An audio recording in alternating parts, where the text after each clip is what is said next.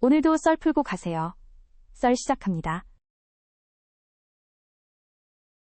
평일 오후 3시 고급 레스토랑의 브런치 테이블에 앉아있는데 마음은 이상하게 무거웠어요. 친구들과 함께했던 자리인데 하나둘 아이들 학교 시간이라며 자리를 뜨고 나니 홀로 남은 저는 그저 텅 빈 와인잔만 만지작거리고 있더라고요. 제가 이런 감정을 느끼게 될 줄은 정말 몰랐어요. 20대 후반 남편과 결혼할 때만 해도 저희는 너무나 확신에 차 있었거든요. 아이 없이 살겠다는 결심에는 한치의 망설임도 없었죠. 둘 다 회계사로서 바쁜 커리어를 이어가면서 자유롭게 살고 싶었어요. 실제로 저희의 삶은 많은 이들이 부러워할 만했어요.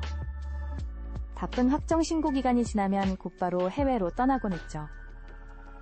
지난해에만 해도 봄에는 프로방스의 라벤더 밭을, 가을에는 토스카나의 포도 농장을 거닐었어요. 값비싼 레스토랑에서 둘만의 로맨틱한 시간을 보내 고미슐랭 스타 레스토랑을 예약하느라 비서까지 동원하곤 했죠. 하지만 요즘은 그 모든 것이 조금씩 공허하게 느껴지기 시작했어요. 특히 친구들과 만날 때면 더욱 그래요. 그들의 대화 주제는 언제나 자녀들 이야기예요. 대학에 입학한 딸, 자랑 첫 직장에 들어간 아들, 걱정 결혼을 앞둔 자녀들 이야기로 시간 가는 줄 모르고 이야기를 나누죠. 제가 그동안 느끼지 못했던 감정들이 조금씩 스며들기 시작했어요. 누군가를 위해 밤잠을 설치고 걱정하고 기뻐하는 그런 감정들 말이에요. 물론 저희에게도 조카들이 있지만 그건 뭔가 달랐어요. 50대 중반이 되니 문득문득 이런 생각이 들어요. 나이 들어 아프거나 힘들 때 곁에서 손잡아줄 자녀가 없다는 것으리의 이야기를 이어받아줄 후손이 없다는 것. 그리고 무엇보다 누군가를 온전히 사랑하고 책임지는 경험을 해보지 못했다는 것이 가슴 한켠을 아프게 해요. 얼마 전에는 마트에서 우연히 마주친 광경에 한동안 발걸음을 떼지 못했어요. 할머니 한 분이 손주와 함께 장을 보고 계셨는데 그 모습이 너무나 행복해 보였거든요. 손주가 고른 과자를 담으면서 흐뭇하게 웃으시는 모습에 제 눈가가 살짝 촉촉해졌어요. 남편은 아직 이런 제 감정을 잘 이해하지 못하는 것 같아요.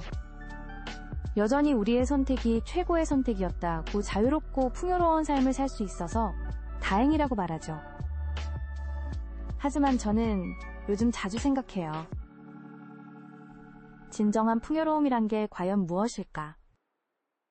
그러던 어느 날 친정어머니께서 갑자기 쓰러지셨다는 연락을 받았어요. 다행히 큰 문제는 아니었지만 병원에서 며칠 지내셔야 했죠. 병실에서 어머니를 간호하면서 처음으로 깊이 깨달았어요. 제가 얼마나 외로운 존재였는지를. 병실 옆자리에는 할머니 한 분이 계셨는데 매일 자녀들이 번갈아가며 병간호를 하더라고요. 딸은 새벽부터 와서 어머니 머리를 감겨드리고 아들은 퇴근길에 들러 야식을 챙겨드리고, 그 모습을 보면서 제 마음 한켠이 무너져 내렸어요. 반면 저희 어머니 곁에는 저 혼자뿐이었죠. 직장일을 조정해가며 간신히 시간을 내곤 했지만 혼자서는 역부족이었어요. 어머니께서 쓸쓸히 천장만 바라보고 계실 때면 가슴이 찢어질 것 같았어요. 특히 마음을 후벼 파는 순간이 있었어요. 어느 날 저녁 옆자리 할머니께서 손주들과 영상통화를 하시는데 그 환한 미소를 보면서 저도 모르게 눈물이 흘렀어요. 어머니는 그런 제 모습을 보시곤 한숨만 깊이 내쉬셨죠. 너는 늙어서 누가 이렇게 간호해주려나. 그 한마디가 저를 완전히 무너뜨렸어요. 병실을 뛰쳐나와 옥상에서 한참을 울었던 기억이 나요. 제가 그토록 확신했던 선택이 처음으로 두려움으로 다가왔어요. 퇴원하시고 얼마 뒤 어머니께서 제게 오래된 앨범을 보여주셨어요. 제가 어렸을 때 찍은 사진들이었죠. 그 속에는 제가 첫 걸음마를 뗐을 때 기뻐하시던 부모님 첫 피아노 발표회에서 서툴게 연주하는 저를 자랑스레 바라보시던 아버지, 그 모든 순간들이 담겨 있었어요. 네가 태어났을 때 얼마나 기뻤는지 모른다. 그때 느낀 그 행복감은 평생 잊을 수가 없어. 어머니의 그 말씀에 저는 처음으로 깊이 생각하게 됐어요. 제가 놓치고 있던 게 무엇인지를, 그리고 그날 밤집으로 돌아가는 차 안에서 충격적인 소식을 접하게 됐죠. 퇴근길에 걸려온 남편의 전화였어요. 평소와는 다른 흔들리는 목소리로 말하더군요. 아버님이 갑자기 쓰러지셔서 중환자실에 입원하셨다고. 그 순간 온몸에 전율이 흘렀어요. 병원에 도착했을 때 시어머니는 홀로 중환자실 앞 의자에 앉아 계셨어요. 저희를 보자마자 오열하시면서 한마디 하시더군요. 이럴 때 자식이 있어야 하는 거야. 그 말씀에 남편의 얼굴이 굳어졌어요. 처음으로 남편의 눈에서도 후회와 불안함이 느껴졌죠. 다행히 아버님은 일주일 만에 의식을 되찾으셨지만 그동안 저희가 겪은 시간은 평생 잊지 못할 거예요. 간병인을 구하는 것도 쉽지 않았고 직장 일정을 조율하는 것도 힘들었어요. 퇴원 후에도 재활치료를 받으셔야 했는데 그 긴 시간을 시어머니 혼자 감당하시는 게 너무나 안타까웠죠. 결국 남편과 진지한 대화를 나누게 됐어요. 처음으로 서로의 마음 깊숙한 곳에 있던 두려움과 후회를 꺼내놓았죠. 우리가 그동안 누린 자유로움의 대가가 너무 컸다는 걸 이제서야 깨달은 거예요.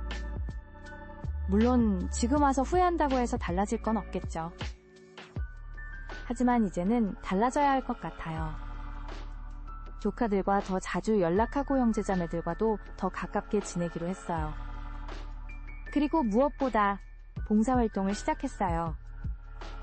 아동보육시설에서 주말마다 아이들과 시간을 보내고 있죠. 처음에는 서툴렀지만 이제는 그 아이들의 웃음소리가 제 삶의 활력소가 됐어요. 비록 제 자녀는 아니지만 누군가를 향한 사랑과 책임을 배워가는 중이에요. 늦었지만 이렇게라도 제 삶을 채워가려고 해요.